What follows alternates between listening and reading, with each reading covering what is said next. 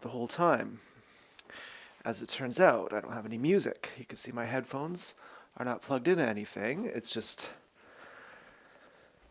keeping up my microphone so that some new girl could tell me, hey, you got this, buddy. Let me just burn some bridges here. And I hope this isn't the case. But when a girl says to you, stay strong, I believe in you, that means I'm never going to talk to you again. Just so you know, if you want to know what that means, hey, you're really strong. You're stronger than they know. You just hang in there. That means I'm never going to talk to you again. That's what that means. Look, you got this, buddy. That means I'm never going to talk to you again. That's what it means. And it took me 5 times.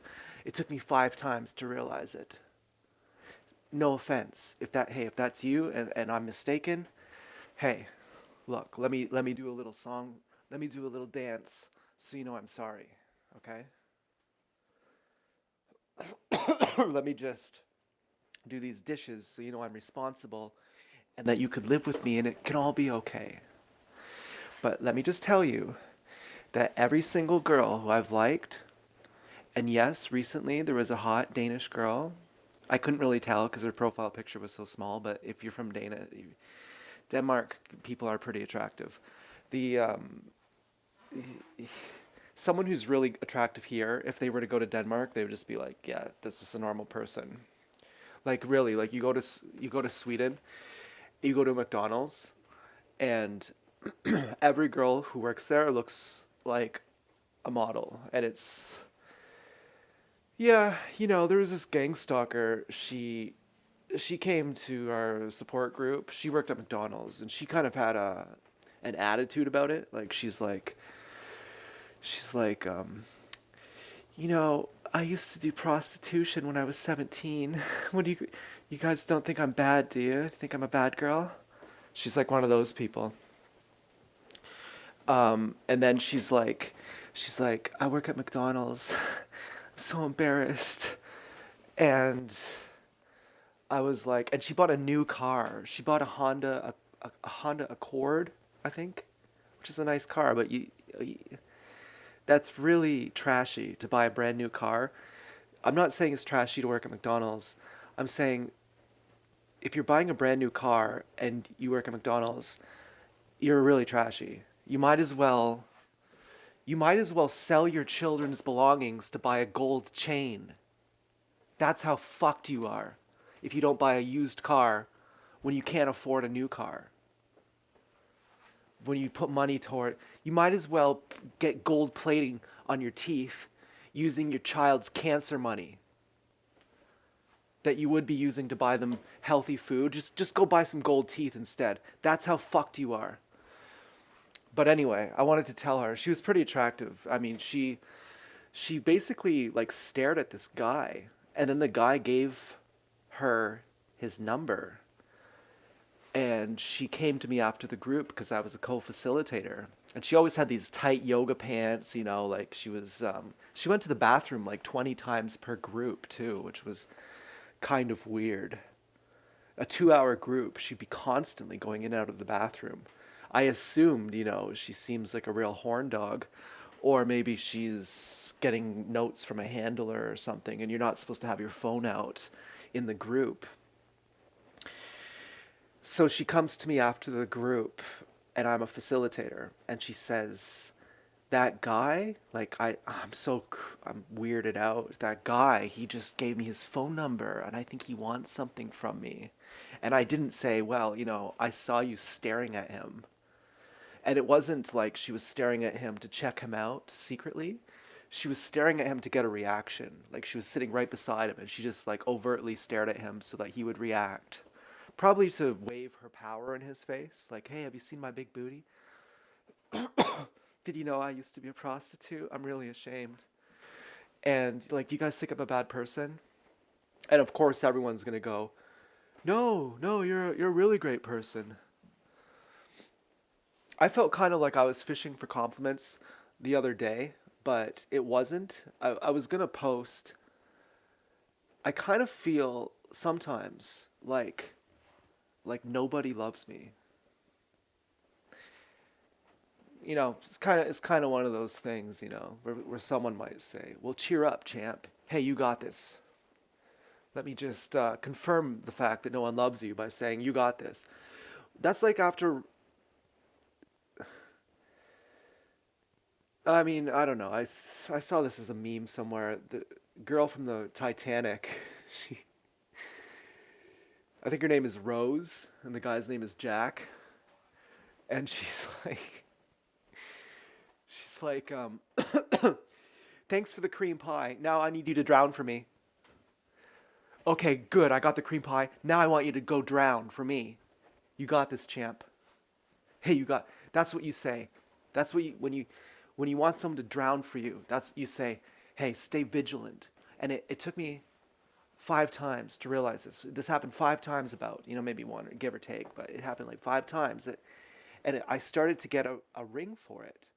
And this girl, yesterday or 2 days ago, from a Dane girl, she's like, and if you're watching this, if you're that girl, just forgive me, please.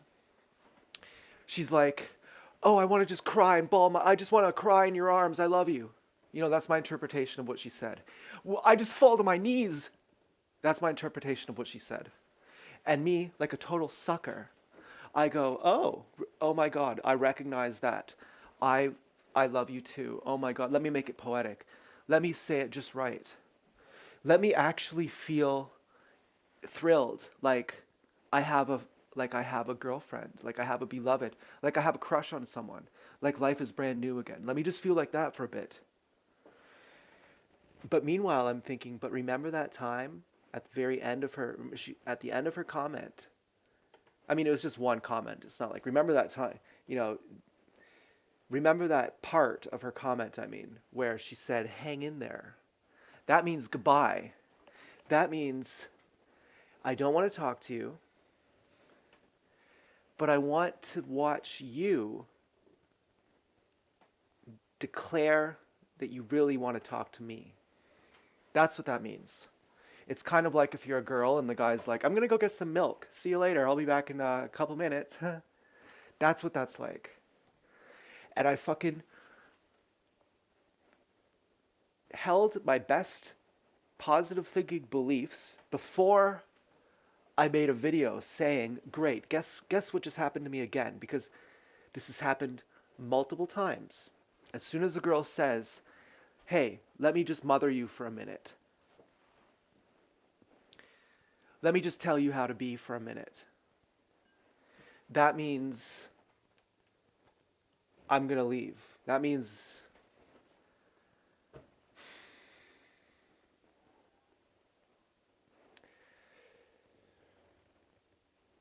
it means I'm declaring my supremacy over you. Like, who are you to tell me anything?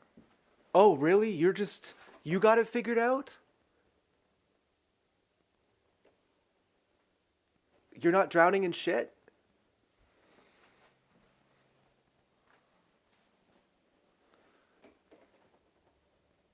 And you're helping me out of the goodness of your heart and not to stunt on me, not to be better than me, not to declare your supremacy over me? And so I'm thinking she's gone. She's not going to respond to me. And then the next day she comes back and I'm thinking, "Oh my God, I almost made that video saying, this bullshit, fuck this shit. I hate when people do this to me. It's a fucking red flag right from the beginning." Then she messages back. Then I'm like double enchanted. Then I'm like, "Oh my God, she's for real." I get all poetic again. I get all special. I get all, my heartstrings are for you, But I don't quite say it. I don't quite say, "Hey, I just want to marry you and I just love you." I kind of just, I kind of go around into the zone of like, what way do I mean it? Do I mean it like, "You're so amazing"? Um, well, no, I pretty much said it. I pretty much said like, "Yeah, like I just adore you." And then, and then, and part of me is thinking, you fucking, about myself. You fucking sociopath. You're getting all cheesy and shit.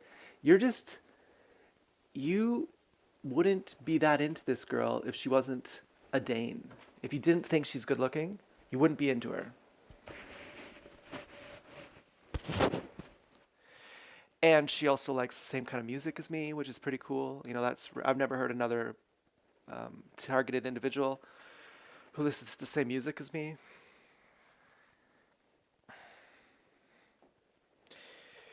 Anyways, so back to the group, the support group, this girl who works at McDonald's. I keep wanting to tell her, what makes you a good person is not where you work. But she's a total fraud anyway. When she says, "Oh, I work at McDonald's," it sucks. She doesn't mean that. When she says, "Oh, I was a prostitute," do you think I'm bad? She doesn't mean it. She's saying what she's really saying is, do your pupils dilate when I talk about my private parts? When I seem kind of vulnerable, like I might need your validation, and you could probably imagine the different ways you could validate me. Do your pupils dilate a little bit so I can feel like I'm, attractive? And I wanted to tell her, what makes you a good person is not where you work. It's if she was a sincere person, this is what I wanted to tell her. It's how good looking you are. And you are, I mean, she was good looking. She was like second place good looking. Like she's definitely good looking. Like you could go on a bus with her. Or if she's in the room, you'd probably say, "Oh, that's the best looking person in this room," and that's my girlfriend. While we're in this room, you know how like if you're on a bus, you find the most attractive person, and you're like, "Okay, it's you and me." She's like one of those kind of people. She did have a big old butt, but her hips to waist ratio was a little. Anyways, so she says this guy was, he gave me his number. I'm really worried. I just don't want to talk to him. And I'm just like, oh right. And she's walking in front of me, and I see her like, well, I won't go into it. I don't want to be crass. And I say, oh, I had the same thing, which was with a gang stalker. I didn't know it at the time. I was at the strip club, and this guy who was from the group, he says, "What's your number?" And I said, "Well, I don't really socialize." And he gets angry and he says, "Well, all you have to say is no." So I'm like, okay. I give him my phone number. And then he texts me at like 3 in the morning, drunk, like just mumbling incoherent nonsense. And so I tell her that story. I was like, oh, I had the same thing happen. This guy wanted my number and I didn't want to give it to him, but he kept insisting.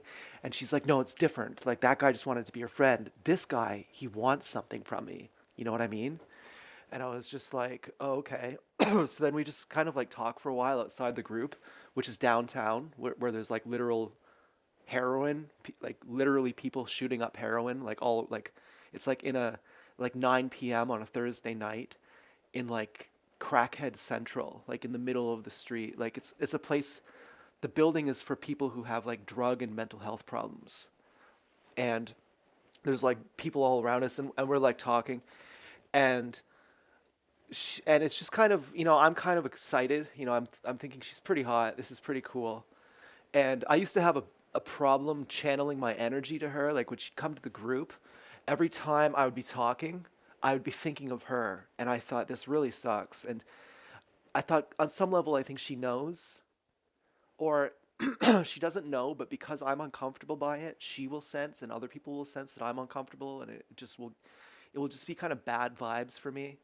And so I had to kind of get right within myself before I could just talk as myself without feeling like my energy is being hijacked towards someone. And that's sort of how I felt with this Danish girl too.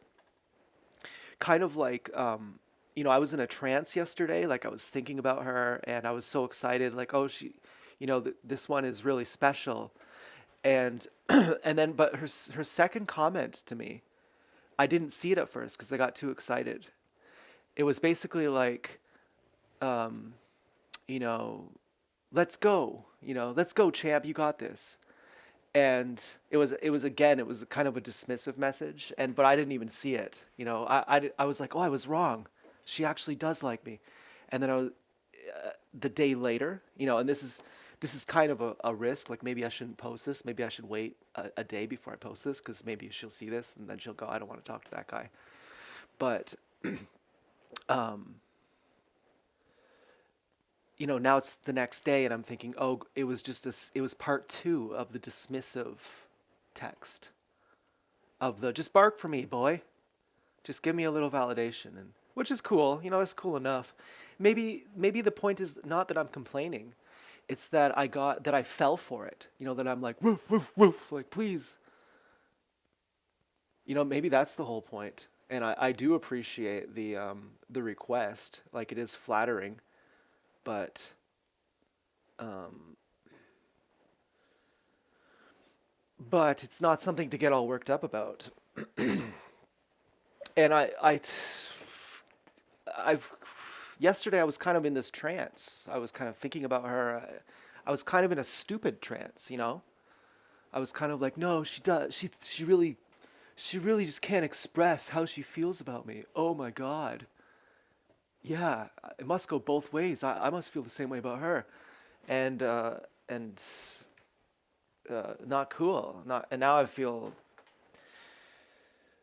more like my old jaded self, where I don't really care if anyone's offended because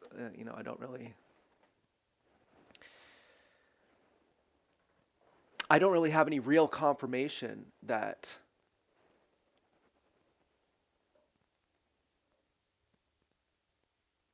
being offended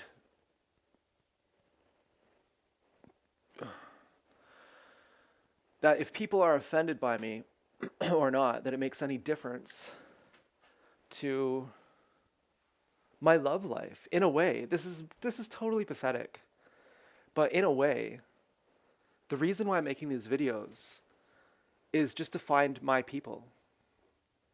In a way, you know.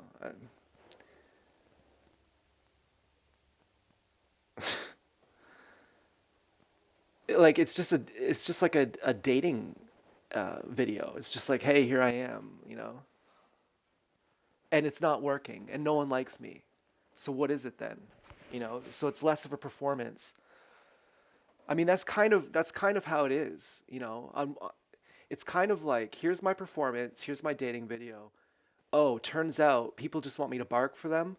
So I'm just gonna turn this into my therapy instead, and just cathart, and the performance will go out the window. The dating thing will go out the window. I mean, there are some women I talk to I like who are on Quora. I've been kind of neglecting them. I don't really sign into Quora that much anymore. And they stick around. They're not the hot and cold type. They're not like the type who are like, hey, let me just cry and tell you how much I love you, and then tell you that you know that I'm leaving now forever. Bye. They're more just kind of consistently around, and it's not so teenager in love kind of vibe. Like hot and cold, and it's just more so like normal.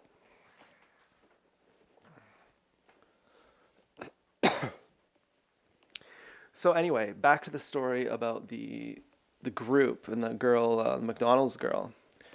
So we stopped talking, like we just talk outside the building for a bit, and it's pretty cool.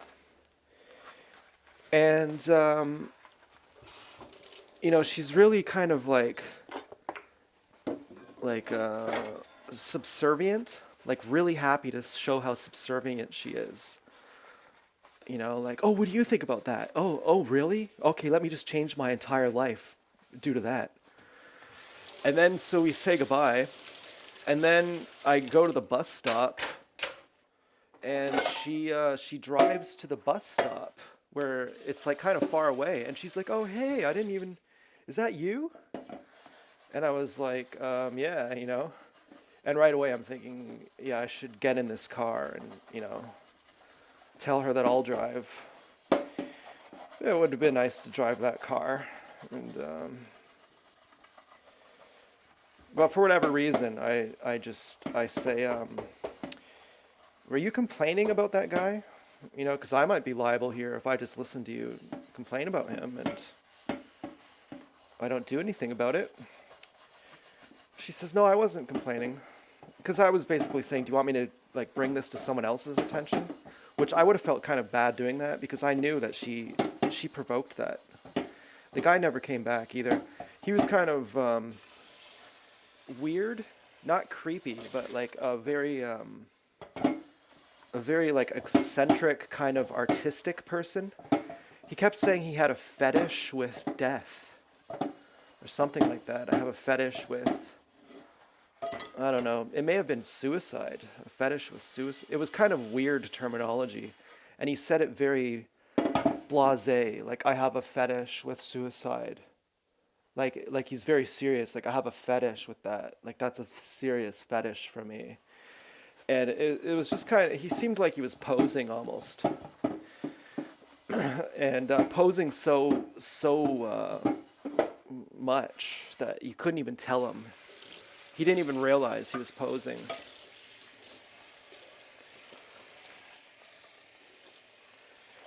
And then the next group, I said, you know, there's times where I can't really be with someone because it makes me feel out of control if they approach me. Like, I've kind of always been like raised by women, and so the women who have liked me have been daddy's girls, like the type who are kind of wearing the pants, the type who would ask me to marry them, you know? And I'm not bragging here. I'm saying like it's a personality type where the roles reverse. And I'm trying to be a man here. I'm trying to learn how to talk to who I like. And so if someone tries to peg me like that, I just have to say no. You know, it's not that it's just like, it's too vulnerable for me, you know, because I'm too helpless. It's not that I want to reverse the polarity. It's that I'm only at the mercy of who likes me. And it doesn't matter who I like. It's just if they like me, that's all I can get. And so I was kind of like letting her down. I kind of didn't realize that she was gang stalking me. I thought she was genuinely interested. And partially, too, I just felt like an impotent idiot. And I had to frame it like, well, it's me rejecting you. But really, if we get to know each other more, you just won't like me. And that's been a real theme for a long time. Is it me? Of course, I always assume it is. Of course, it's my fault. You know, I'm broken, and when you see by your first interest in me that I'm begging that you stay with me, you're instantly turned off. And you realize, oh, okay, I just saw the real him, and he sucks, and I don't like him, and good riddance. And maybe if I took care of myself a little better, that would go away. Maybe if I, you know, worked out, got my posture right. You know, maybe if well, I used to kind of think maybe if I had money. I don't really think that anymore. If I was going the route of marrying a whore and pretending it wasn't whoring, I would go to the strip club. That's where I'd find my girlfriend. I couldn't imagine how silly you'd have to be to try to find, you know, to go to the regular nightclub. If that's your angle. And it just seems like such a indirect, just like beating around the bush to the nth degree, just to prove that it's not what it is.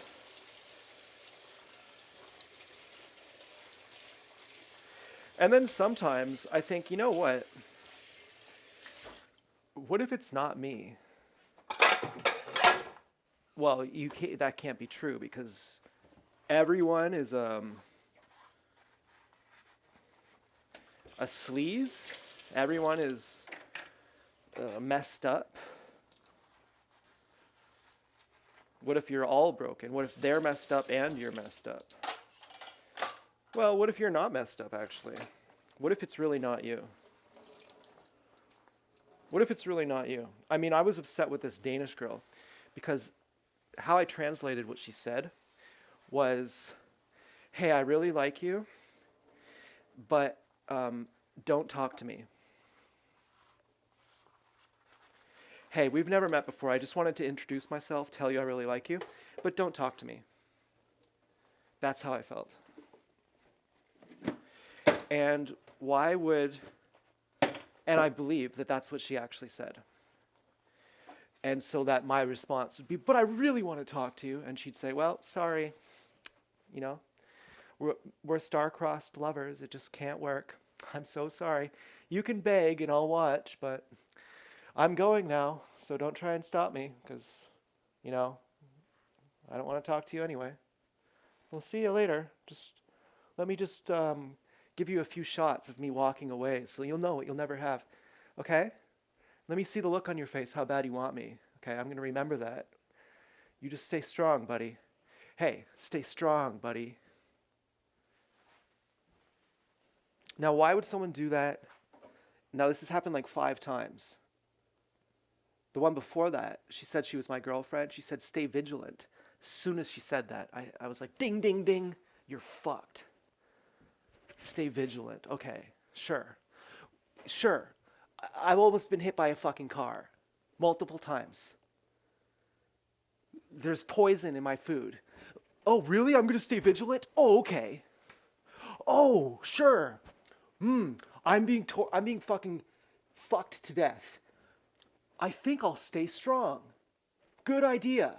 Hey, I think I'm just gonna stay vigilant when people are shooting fucking guns at my face.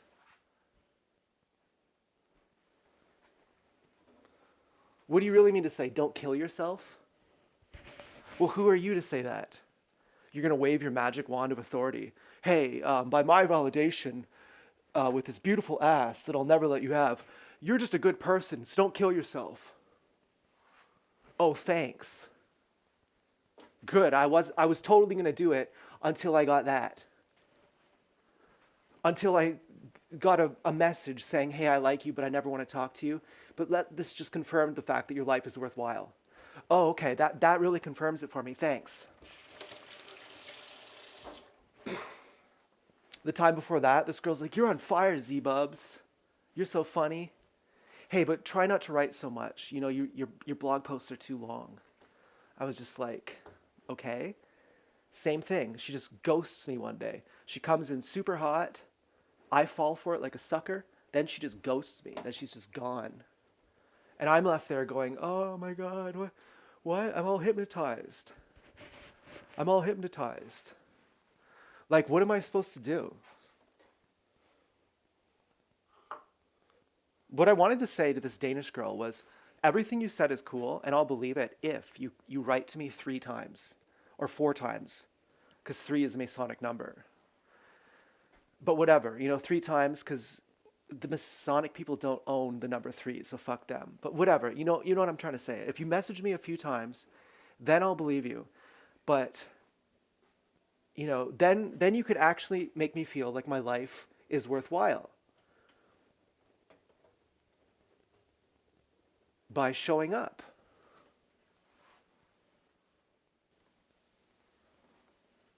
It's like, don't tell me you love me.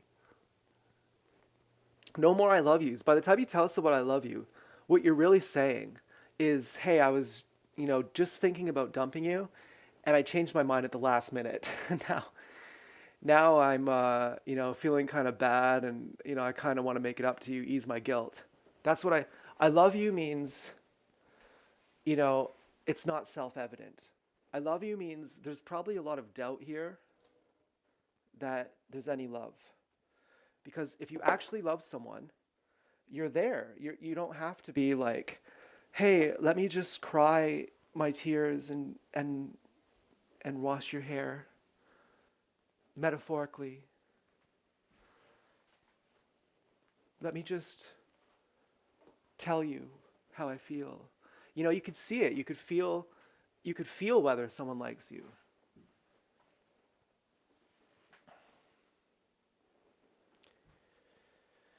Anyways, I have to make a sub, and fucking washcloth is all slimy.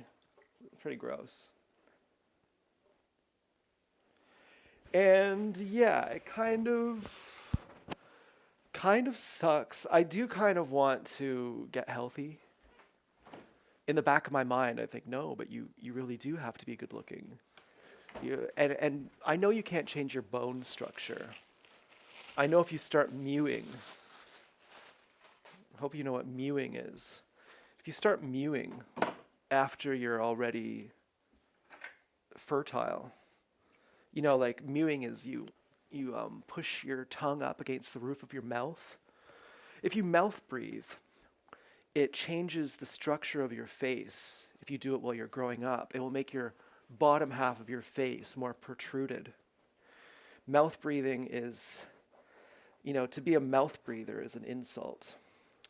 I think I may have been a mouth breather. And so mewing is you breathe through your nose, you push your tongue against the roof of your mouth, and you do this particularly while you're growing up, like in your prepubescent stage, and it shapes the face to be more attractive and to be more functional, like your airways don't get congested so much. And so I know that I can't get better looking in a sense now, like I'm like just going to mew my way into more facial symmetry or something like that. But I mean, when you get healthy, you feel like you're high. Have you ever gotten, you know, you get drunk, you know, you're confident. You, it's not the same as being drunk, but it's a similar thing. You know, you have so much extra energy when you're healthy. I'm kind of counting healthy as good looking. Good posture, you have clear skin, you have a nice physique. And perhaps most importantly, perhaps far more important than all of those things, is you have mental clarity. You feel like you're, I don't know, you feel like you are on top of things. You don't feel like a dope. If someone says something you don't like, you can reason, you can argue. You know, your intelligence goes up, really, because you're cleaning your brain out. You have more water, you know, water, drinking more fluids. You're making your toxins that are, you know, stuck in your brain, they're all getting cleaned out. Maybe that will make the difference. Maybe then I'll have the intelligence to see when someone is telling me to speak. Speak, boy, speak. I'll say, you know, what the hell are you talking about? And they'll say, you know, I didn't even realize. I was just dunking on you, and I didn't even realize. And had you not told me, I really would have dunked on you, gotten off on it, not realized it, and that would have been the end. But now that you've enlightened me to this trickery that I've been doing, I'm very grateful. I wasn't even, I mean, have you ever been aware 100% of the time? Hasn't there been some times where you surprised yourself and thought, oh yeah, I was being a real rascal?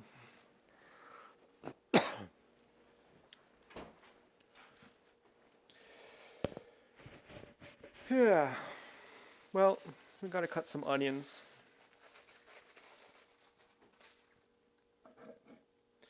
Glad to be out of the trance.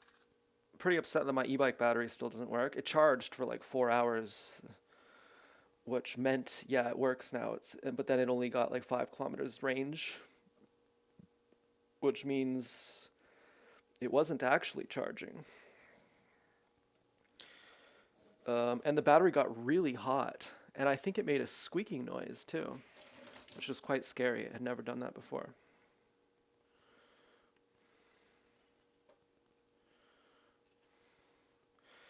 So, fingers crossed the Danish girl doesn't see this. Fingers crossed she, well, who cares, really? That's the point. Well, I care, but, beyond what I can control, I don't care.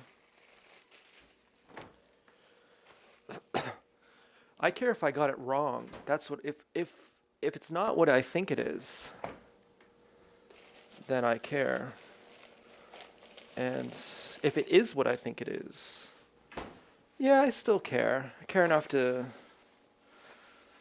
say it. Okay, we gotta get some lettuce going on here.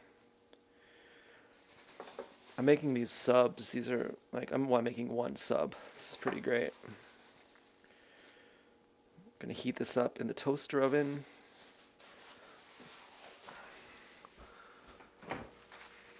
And we got this fucking sauce. Oh my god, it's so good.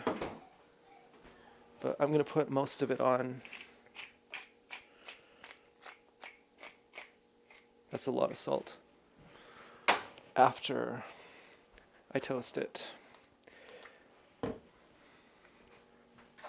Yeah, sometimes I feel like a bore too.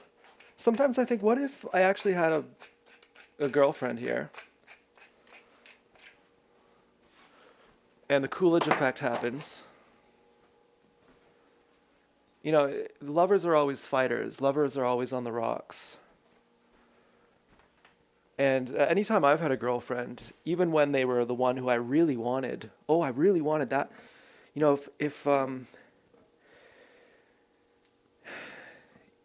I could only have that one, like that would I could show her to my family, everyone would be jealous, my friends would be jealous. Like that one, that's really the one I want.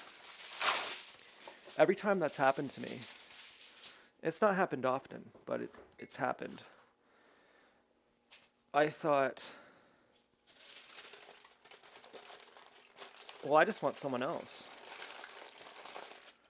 Oh, I still want you, but I want someone else too.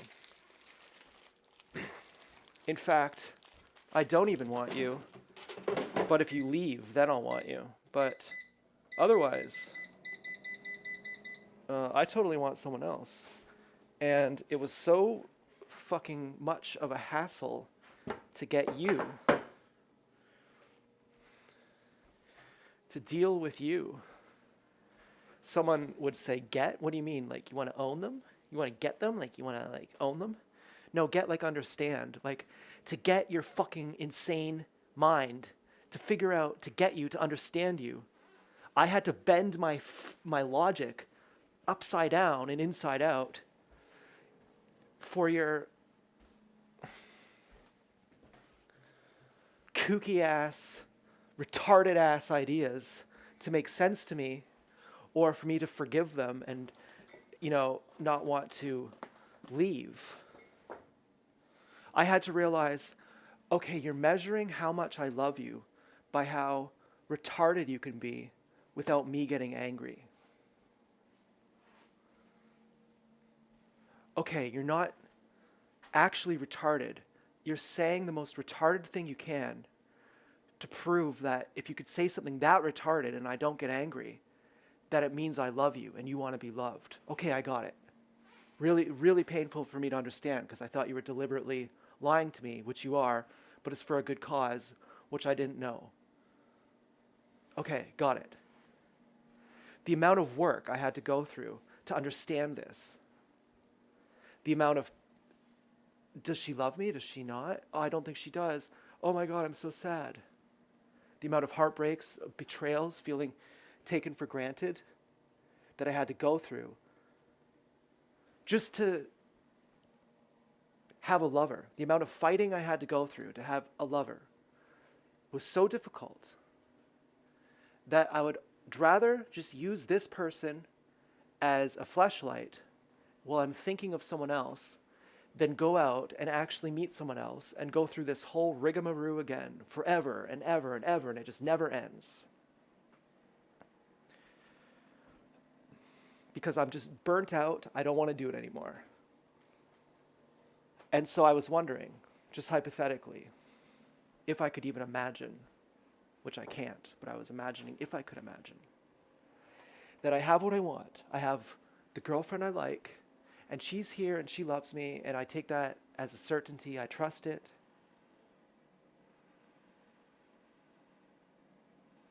Well, then I would just be wanting someone else. And it would just be that cycle forever and ever and ever. Could I ever just be contented? And if the answer is no, this is kind of philosophical here, then they also can't help me. Do you know what I mean? Like, you think that finding your lover is going to save you, but it's kind of looking like it's not going to save you. And you're on your own regardless. And your struggle to find your eternal lover is a red herring that covers up the real struggle of who are you? Why are you here? What are you? How are you? Like, do you know who you are?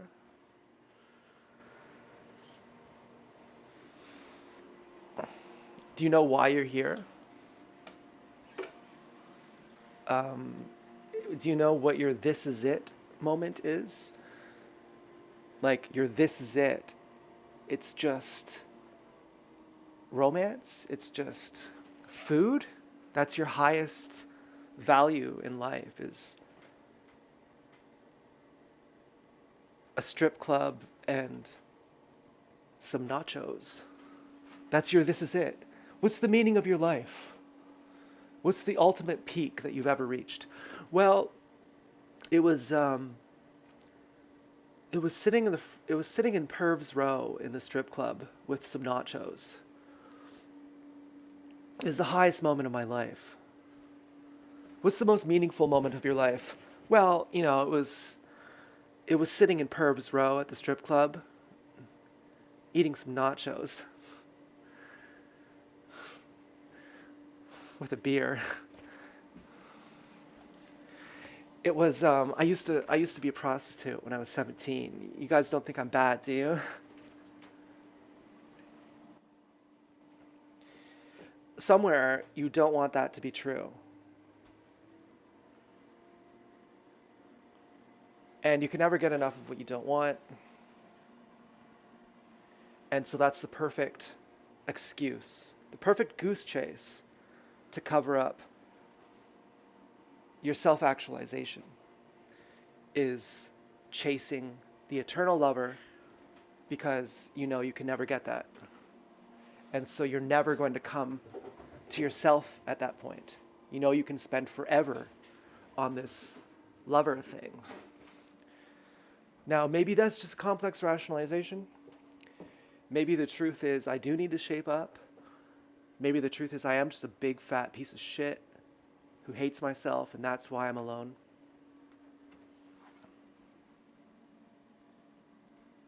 Yeah, I have those thoughts sometimes. But it's never helped me even once when someone has told me something to the contrary. What has helped me with those thoughts is when people have told me something to the contrary, not directly by saying it, by being there though. By actually just being my friend.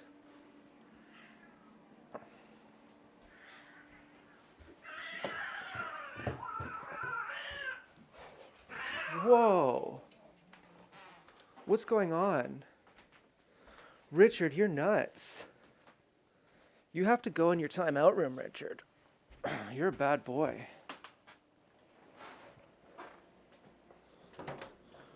Something really wrong with you, Richard. Very bad. Bullying Stu. Well, he probably wants food. Yeah, his food bowl is empty. Oh, and I'll tell you this. Let me just tell you this. Being in a being in a trance, channeling all your mental energy towards someone, even when you think, even when you delusionally think, or not, because maybe they're delusional too, that it's better. You think you've won the lottery. Once you're not in a trance, once your energy is not being channeled towards that person helplessly, and you can just be back with yourself again, in your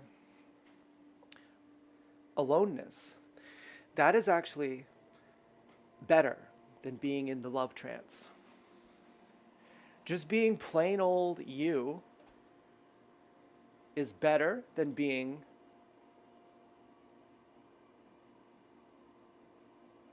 and maybe I'm wrong,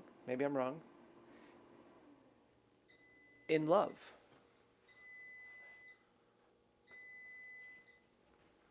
And that's not to say it's bad to love people, but I'm saying being in love, in love. I'm in love. Oh, I'm in love. The love is around me. Oh, look, there's a sphere of love around me. And it comes from you. I only breathe because of you. The difference is when you're in love, the sphere comes from you. And when you're just yourself, the sphere comes from me. And if my sphere of love comes from you, then I'm just, exploiting you, hating you, needing you, resenting you. But if it comes from me, then I can love you without being in love, and then I don't have to, write poetry and get really gay about things. Because I'm contented in the moment on my own. I'm contented in the moment on my own. I'm not a slave to anyone. I eat subs on sub buns. And now I gotta put some more sauce on my sub. You have to wrap your sub in tin foil. I know I said I'd put it in the toaster oven, but I actually put it in the air fryer. If you don't wrap your sub in tin foil, because you're putting it in for 7 minutes on 400, what's going to happen is, now I might be eating poisoned sauce here. What's going to happen is it's going to make the meat, it's going to make it like rock hard, at least with vegan meat.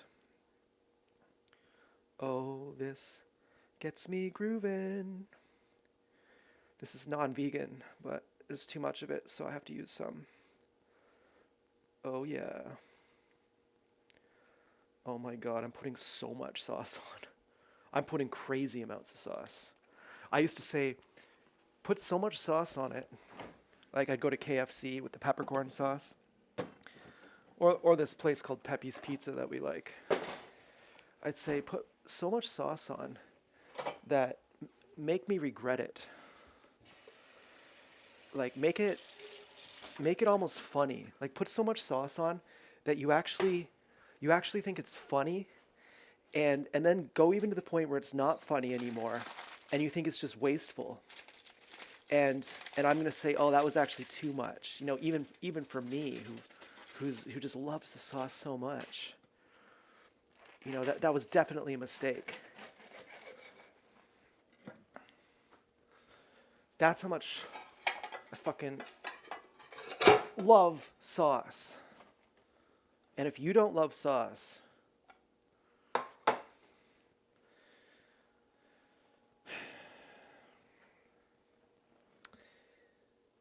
well, you're missing out, frankly. So, thank you for watching, and my apologies if